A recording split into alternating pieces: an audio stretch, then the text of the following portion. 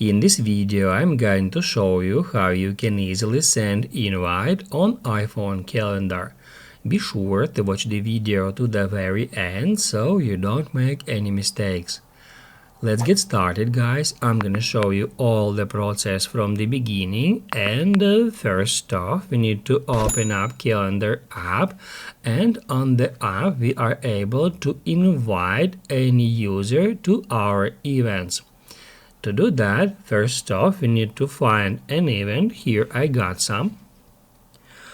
Once you find an event, tap on it and then tap add edit. You will be taken to that page where you can easily find invitees. If we get into it, we'll be able to invite users from our contacts book.